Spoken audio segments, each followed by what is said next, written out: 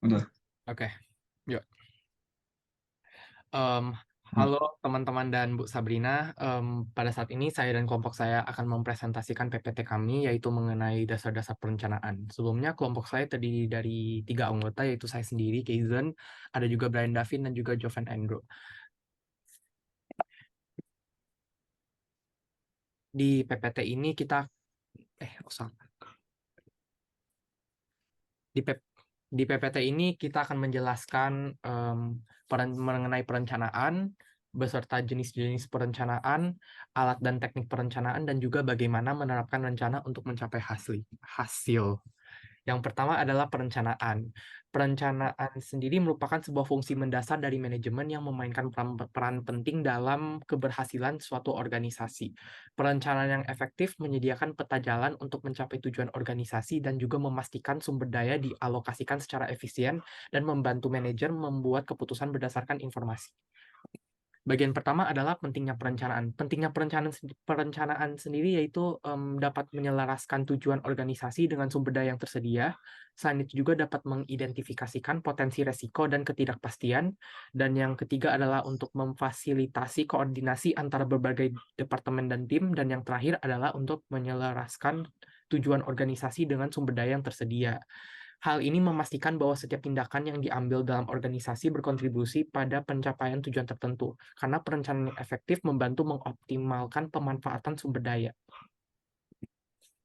Selanjutnya adalah proses perencanaan. Proses perencanaan juga dimulai dengan menetapkan tujuan yang jelas dan spesifik. Tujuan ini harus bersifat SMART, yaitu adalah spesifik, measurable, achievable, relevant, dan time-bound.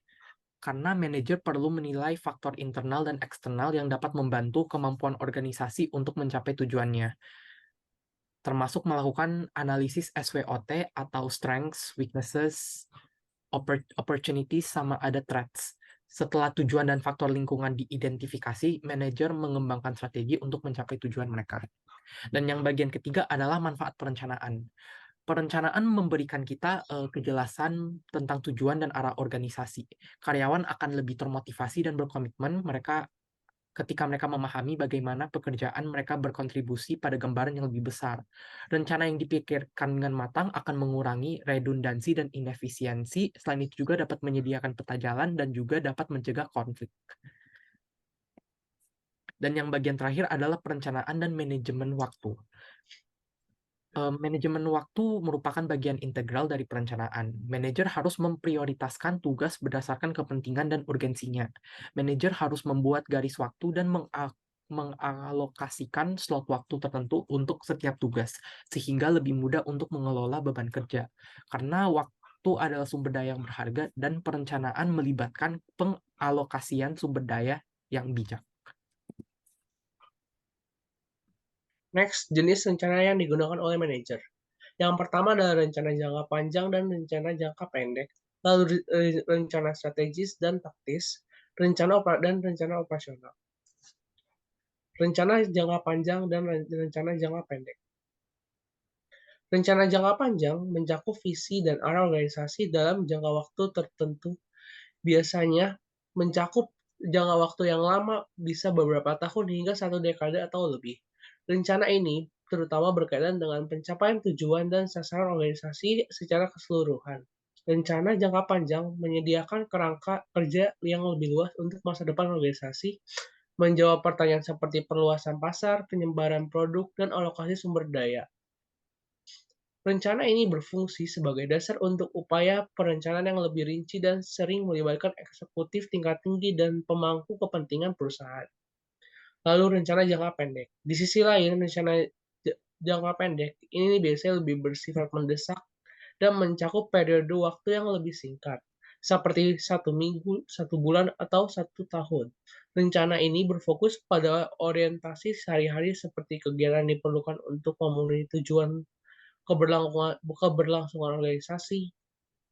Rencana jangka pendek dikembangkan oleh manajemen tingkat menengah dan tingkat bawah yang menangani masalah seperti jadwal produksi, tingkat kepegawaian, dan penganggaran.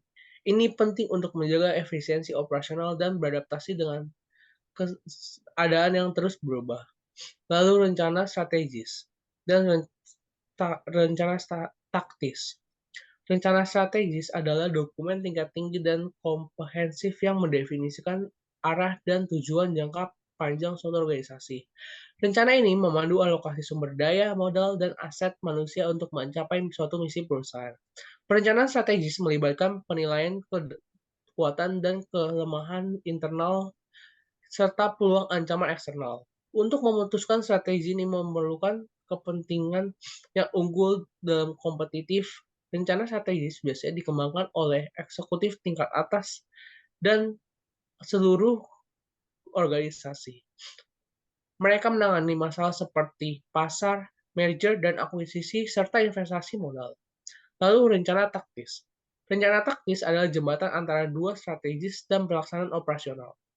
Mereka prihatin dengan tindakan dan keputusan spesifik yang diperlukan untuk mengimplementasikan rencana strategis secara lebih efektif. Perencanaan taktis berorientasi pada detail dan jangka pendek biasanya mencakup satu periode, 1 tahun atau kurang. Manajemen menengah dan kepala departemen adalah yang membuat rencana ini.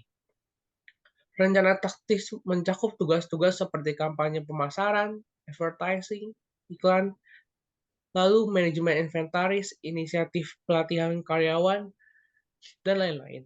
Mereka menyediakan peta jalan untuk mencapai visi strategis organisasi pada tingkat yang praktis.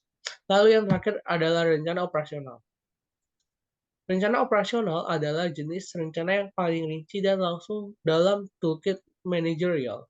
Mereka menguraikan kegiatan sehari-hari dalam proses yang diperlukan untuk keberhasilan melaksanakan suatu rencana taktis.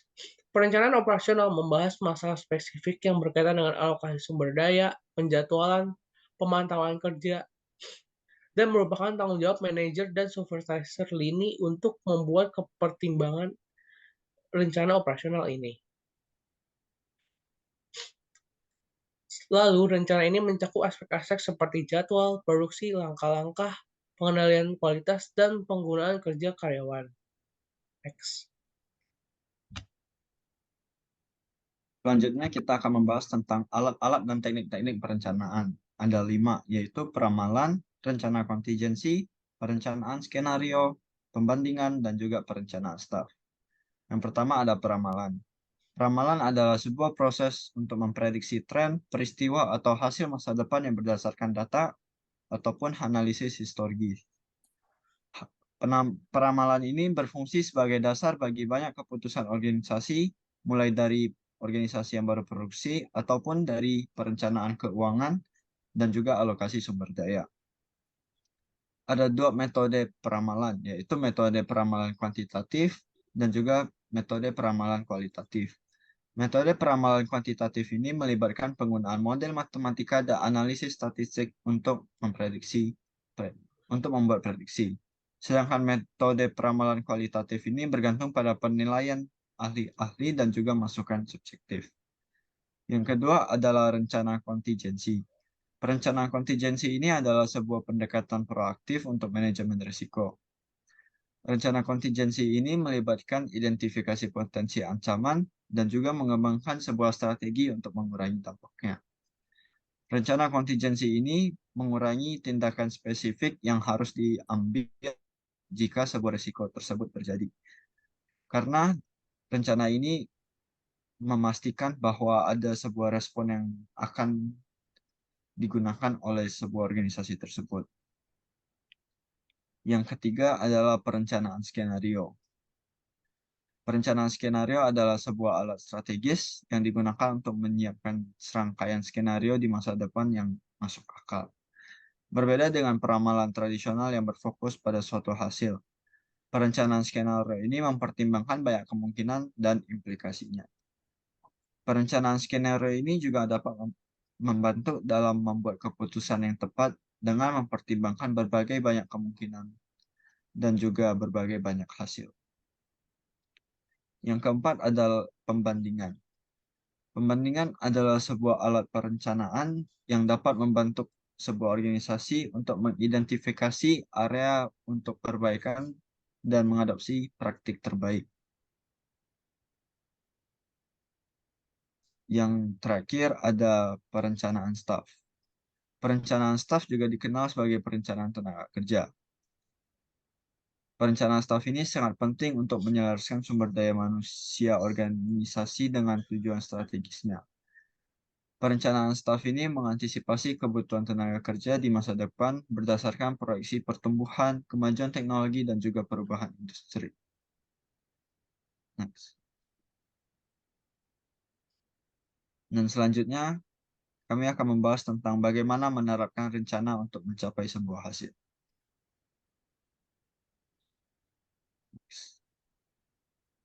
Pertama-tama, kita harus menetapkan tujuan kita. Karena penetapan tujuan ini adalah dasar dari setiap rencana yang sukses. Hal ini melibatkan penetapan tujuan yang jelas dan spesifik yang memberikan arah dan tujuan kemana organisasi tersebut berarah. Penetapan tujuan ini biasanya mengikuti kriteria SMART, yaitu specific, measurable, achievable, relevant, dan time-bound.